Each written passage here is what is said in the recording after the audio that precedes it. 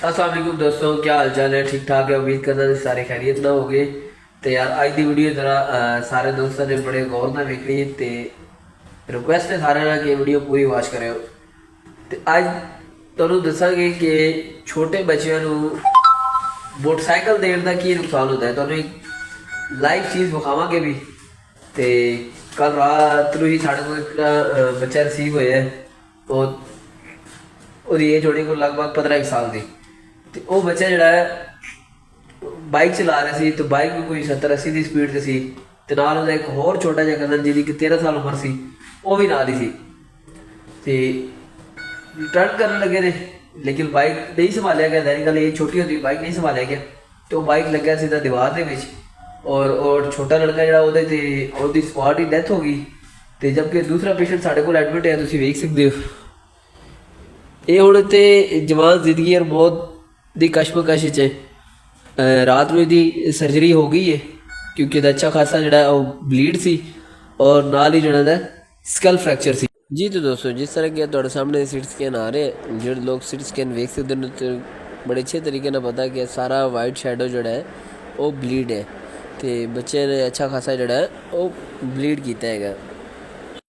इसी तरह ਤੁਹਾਨੂੰ ਸਕਲ ਦਿਖਾਉਂਦੇ ਹਾਂ ਕਿ ਸਕਲ ਦਾ ਫ੍ਰੈਕਚਰ ਵੀ ਜਿਹੜਾ ਅੱਛਾ ਖਾਸਾ ਹੈ ਤੁਹਾਨੂੰ ਬਿਲਕੁਲ ਵਾਜ਼ਿਹ ਨਜ਼ਰ ਆ ਰਿਹਾ ਹੋਵੇਗਾ। ਦੇਖ ਰਹੇ ਹੋ ਤੁਸੀਂ ਸਕਰੀਨ ਤੇ ਤੁਹਾਡੇ ਸਾਹਮਣੇ ਆ ਰਿਹਾ ਹੈ ਕਿ ਇਹ ਸਾਰੀ ਸਕਲ ਦੀ ਫ੍ਰੈਕਚਰ ਹੋ ਗਈ, ਯਾਨੀ ਕਿ ਇਤਨੀ ਸ਼ਦੀਦ ਚੋਟ ਸੀ ਕਿ ਸਾਰੀ ਸਕਲ ਵੀ ਫ੍ਰੈਕਚਰ ਹੋ ਗਈ। ਇਹਦੀ ਇੱਕ ਸਾਈਡ ਜਿਹੜੀ ਉਹ ਓਪਨ ਹੋ ਗਈ ਸੀ। ਤੇ ਇਹ ਬੱਚਾ ਵਿਖਾਉਣ ਦਾ ਤੁਹਾਨੂੰ ਮਕਸਦ ਸਿਰਫ ਇਹ ਸੀ ਕਿ ਭਾਈ ਖੁਦਾਰਾ ਆਪਣੇ ਤੇ ਬੱਚਿਆਂ ਤੇ ਰਹਿਮ ਕਰੋ। 18 ਸਾਲ ਤੋਂ ਕਮ ਉਮਰ ਬੱਚਿਆਂ ਨੂੰ ਕਦੀ ਵੀ ਮੋਟਰਸਾਈਕਲ ਨਾ ਦਿਓ। ਔਰ ਉਸ ਮੋਟਰਸਾਈਕਲ ਦਾ ਸਭ ਤੋਂ ਵੱਡਾ ਨੁਕਸਾਨ ਕੀ ਜਿਹੜਾ ਤੁਹਾਨੂੰ ਲਾਈਵ ਵਿਖਾ ਵੀ ਦਿੱਤਾ ਹੈ ਕਿ ਇੱਕ ਸ਼ੈਤਾਨੀ ਚਰਖਾ ਜਿਹਨੂੰ ਕਿਹਾ ਜਾਂਦਾ ਉਹ ਹੈ ਜਿਸ ਤੇ ਬੰਦਾ ਜਿੱਤੇ ਬਹਿ ਜਾਂਦਾ ਤਾਂ ਉਹ ਸਮਝਦਾ ਕਿ ਭਾਈ ਮੈਂ ਹਵਾਈ ਜਹਾਜ਼ ਤੇ ਬਹਿ ਗਿਆ ਵਾਂ, ਹੁਣ ਮੇਰਾ ਕੋਈ ਕੁਝ ਨਹੀਂ ਵਿਗਾੜ ਸਕਦਾ। ਤੇ ਉਸ ਨੂੰ ਜ਼ਾਹਿਰ ਗੱਲ ਬੰਦੇ ਨੂੰ ਜੋਸ਼ ਜੀ ਆਇਆ ਜਾਂਦਾ। ਨਾਲੇ ਇਹ ਏਜ ਤੇ ਵੈਸੇ ਹੀ ਜੋਸ਼ ਵਾਲੀ ਹੁੰਦੀ ਹੈ ਤੇ ਲੋਕਾਂ ਨੂੰ ਹੁੰਦਾ ਹੈ ਕਿ ਯਾਰ ਜ਼ਿਆਦਾ ਤੋਂ ਜ਼ਿਆਦਾ ਜਿਹੜਾ ਨਾ ਉਹ ਮੋਟਰਸਾਈਕਲ ਭਜਾਇਆ ਜਾਏ। ਇੱਕ ਤਾਂ ਸੀ ਲੋਕਾਂ ਨੇ ਜਾਣਾ ਵੀ ਪਤਾ ਨਹੀਂ ਕਿਤੇ ਹੁੰਦਾ ਸੀ, ਸਾਨੂੰ ਸਪੀਡ ਫੜਦੀ ਦੀ ਪਈ ਹੁੰਦੀ ਕਿ ਸਪੀਡ ਲਾਓ ਸਪੀਡ, ਪਤਾ ਨਹੀਂ ਕਿੱਥੇ ਜਾਣਾ ਸੀ।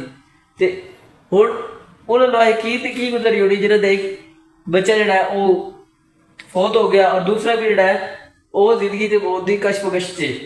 ਤੇ ਅੱਲਾਹ ਤਾਲਾ ਯਾਰ ਇਸ ਬੱਚੇ ਨੂੰ ਸਿਹਤ ਦੇ ਤੇ ਤੁਹਾਡੇ ਸਾਰੇ ਅੱਗੇ ਰਿਕੁਐਸਟ ਹੈ ਕਿ ਇਸ ਬੱਚੇ ਵਾਸਤੇ ਤੁਸੀਂ ਦੁਆ ਕਰੋ ਕਿ ਅੱਲਾਹ ਤਾਲਾ ਜਲਦੀ ਸਿਹਤਯਾਬ ਕਰੇ। ਤੇ ਇਹਦਾ ਕੱਲ ਰਾਤ ਹੀ ਆਪਰੇਟ ਹੋ ਗਿਆ ਸੀ, ਕੱਲ ਹੀ ਸਾਡੇ ਕੋਲ ਰਿਸੀਵ ਹੋਇਆ, ਕੱਲ ਹੀ ਆਪਰੇਟ ਹੋ ਗਿਆ। ਤੇ ਅੱਲਾਹ ਤਾਲਾ ਇਸ ਬੱਚੇ ਨੂੰ ਸਿਹਤ ਦੇ ਤੇ ਖੁਦਾਰਾ ਆਪਣੇ ਤੇ ਆਪਣੇ ਬੱਚਿਆਂ ਤੇ ਰਹਿਮ ਕਰੋ। ਤੇ ਕੋਈ ਵੀ ਜਿਹੜੇ ਵਾਲਿदैन ਦੇ ਉਹ ਆਪਣੇ ਬੱਚਿਆਂ ਨੂੰ 18 ਸਾਲ ਤੋਂ ਕਮ ਉਮਰ ਦੇ ਤੇ ਉਹਨਾਂ ਨੂੰ ਬਾਈਕ ਨਾ ਦੇ। ਇਹ ਉਹਨਾਂ ਵਾਸਤੇ ਵੀ ਅੱਛਾ ਵੇ ਤੇ ਉਹਨਾਂ ਦੇ ਬੱਚਿਆਂ ਵਾਸਤੇ ਵੀ ਬਹੁਤ ਅੱਛਾ ਹੈ। ਦੂਸਰਾ ਇਹ ਗੱਲ ਹੈ ਕਿ ਹੈਲਮਟ ਬਹੁਤ ਜ਼ਰੂਰੀ ਹੈ। ਅਗਰ ਹੈਲਮਟ ਪਾਇਆ ਹੋਵੇ ਤੇ ਬੰਦਾ ਹੈਡ ਇੰਜਰੀ ਤੋਂ ਜਿਹੜਾ ਉਹ ਬਚ ਜਾਂਦਾ ਹੈ। ਔਰ ਹੈਡ ਇੰਜਰੀ ਜਿਹੜੀ ਹੈ ਉਹ ਸਭ ਤੋਂ ਖਤਰਨਾਕ ਹੈ, ਯਾਨੀ ਜਿਸਮ ਦੀ ਹੋਰ ਜਿਹੜੀ ਚੋਟਾਂ ਨੇ ਉਹ ਭਰੀ ਜਾ ਸਕਦੀ ਹੈ, ਕੋਈ ਹੱਡੀ ਟੁੱਟ ਜਾਵੇ ਉਹ ਜੁੜ ਸਕਦੀ ਹੈ, ਲੇਕਿਨ ਜਿਹੜੀ ਨਾ ਹੈਡ ਇੰਜਰੀ ਉਹ ਬਹੁਤ ਜ਼ਿਆਦਾ ਖਤਰਨਾਕ ਹੈ। ਤੇ ਇਸ ਤੋਂ ਅੱਲਾਹ ਤਾਲਾ ਸਾਰਿਆਂ ਨੂੰ ਬਚਾਏ। ਇੱਕ ਤਾਂ ਯਾਰ ਹੈਲਮਟ ਦਾ ਇਸਤੇਮਾਲ ਜ਼ਰੂਰ ਕੀਤਾ ਕਰੋ ਔਰ ਦੂਸਰੀ ਚੀਜ਼ ਜਿਹੜੇ ਆਪਣੇ ਕਮ ਉਮਰ ਬੱਚਿਆਂ ਨੂੰ ਬਾਈਕ ਦਿੰਦੇ ਨੇ ਉਹਨਾਂ ਦੇ ਖੁਦਾਰਾ ਰਿਕੁਐਸਟ ਹੈ ਕਿ ਯਾਰ ਇਹ ਬੱਚੇ ਦੇ ਹਾਲਾਤ ਤੁਸੀਂ ਵੇਖ ਰਹੇ ਹੋ, ਇਹ ਹੁਣ ਇਸ ਟਾਈਮ ਜ਼ਿੰਦਗੀ ਤੇ ਮੌਤ ਦੀ ਕਸ਼ਮਕਸ਼ 'ਚ ਤੇ ਲਿਹਾਜ਼ਾ ਇਸ ਵਾਸਤੇ ਇਹਨਾਂ ਵਾਲਿदैन की गुजारिश है कि यार कम उम्र बच्चों को मोटरसाइकिल ना दे ते अपने भी हिफाजत करो ते अपने बच्चों की हिफाजत करो। उम्मीद है तुम्हें मेरी गल समझ आ गई। ये पब्लिक अवेयरनेस मैसेज है यार, इन लोगों जरूर शेयर करना ताकि ये जितने लोगों तक पहुंचे उन्होंने भला हो सके।